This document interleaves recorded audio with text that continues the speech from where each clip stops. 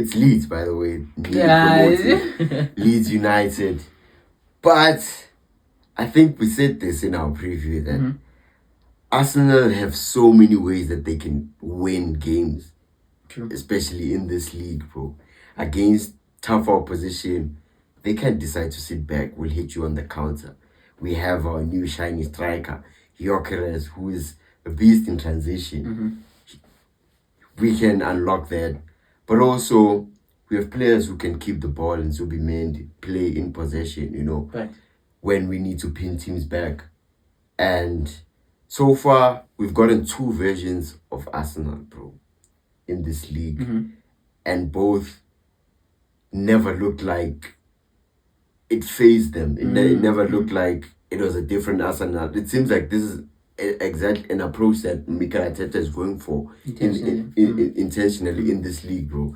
And also, interesting, like, to see how Zubimendi is slotted into, like, the team itself, because you would think Arsenal fans were saying Partey, when there's no Partey, there's no party. For the past 3 seasons where they've been saying, you know what, we need Thomas Partey in our team. But it seems like Zubimendi has replaced him well. Overall, what are your thoughts on the performance at Arsenal? You know what, Nate? I think even going into the game, you knew that, okay, first home game, a bit of an iffy first game at Old Trafford, but you got the result, you got the win. A lot of noise, but at the end of the day, nothing. We haven't seen the truest version of this team. And obviously, I was watching the game and looking at, okay, the patterns and saying, okay, obviously now, I'm just saying that, okay, this is Leeds. And again, Leeds were going to play a very...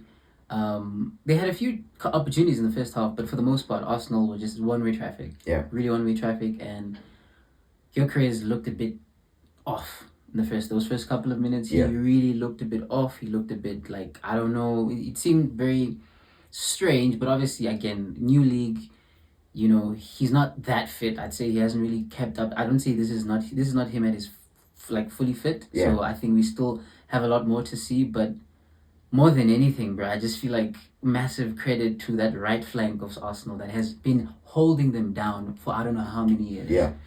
I think if you go back to that first season when they challenged for the league against Man City, when they finished second when they were like, the first time they challenged, that right flank of Saka, at that point was Saka and Ben White, was constantly the one that really just saved them. And even in this game, Bukayo Saka and Jurriën Timber is such an intelligent player. He's such a neat player. He's such a player that you really just need to have at your arse because he's defensively very good. Attacking, he's right where you need him to be. And I just feel like that right flank was really just what... Because, you could keep on seeing that they were asking questions. Unfortunately, Martin Odegaard got an injury in the first half as well. So hopefully he gets a speedy recovery. But even when he came off, and I don't know who came on? Ethan Ranieri. Oh, Ethan Ranieri, and obviously, he's also a very, exciting player, but you were not sure how that was going to go.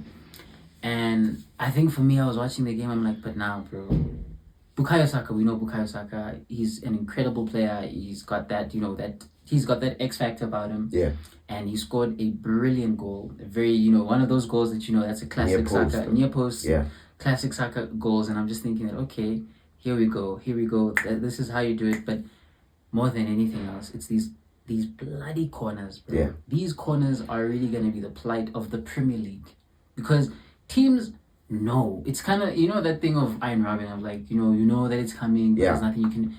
That's what Arsenal are becoming with corners. And we can make jokes about them with Stoke, their Stoke City, Tony Pulis.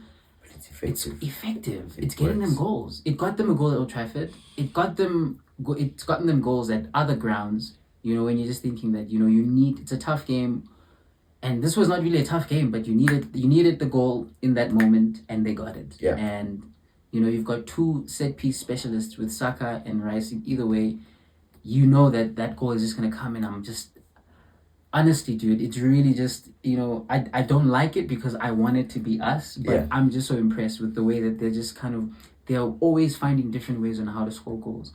If you're not gonna break them down on the field, if you're not gonna break them down in possession, you have set pieces. And I think just to touch on, the overall game, there's not much to really write home. It was Leeds. Yeah. You expected them. I think after the 42nd minute, Leeds had 0 XG. Literally, it was one-way traffic. They were practically like not on the pitch, basically. That's what. So even for me, I'm just thinking to myself, I'm like, okay, this is an interesting, but more than anything, I think I'm excited to see what this team can do when everyone is fit, when everyone is fully fit, everyone is ready to go, and with the added addition of Eberici Eze as the new number 10, most probably is going to be slotted in that left wing position. Yeah. With Gyökeres, who got 2 goals, mind you. Yeah. And can I just say, sorry, did you see the game? Did you see any parts of the game?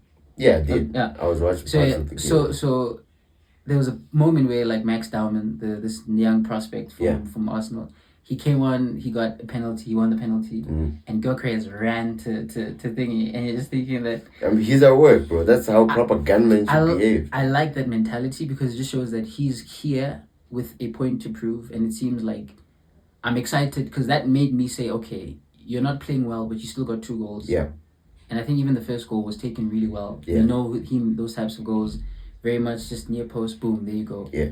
And I think overall, I'd say Mikel Arteta will be very happy with the performance. Obviously, against they're playing Liverpool next week. Yeah. So that's really going to be the test just to see where you guys are at in every, But I'd say for me, genuinely, a brilliant performance, a solid performance against a very okay side. Yeah. Very relegation team at home. You expect them to smash them 5-0. Yeah. And they did that.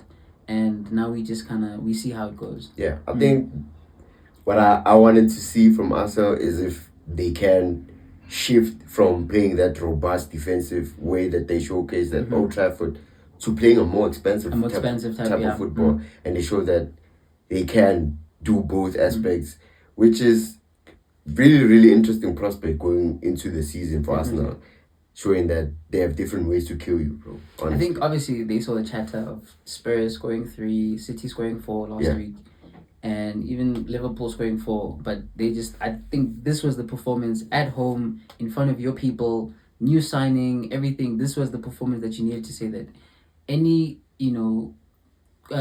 concerns that you might have. Obviously, they still are a team that can be got at. Every team is, but we are here. This is what we're here to do, and there's not going to be any half or fast. There's not going to be any, but a very good performance. I'd say from Arsenal. Credit to them. Credit to Mikel Arsenal. So far so good. But obviously, still early in the season. We'll still have to see how it goes. But no, credit to them. Credit to the performance, and man. We'll see how it is. But from us, just wanted to share our thoughts. Let us know what you guys think of, the overall performance and just Arsenal's exploits for the season going, moving forward. But from myself, Mo and VJ here at No Foul Play, stay tuned in. Don't go.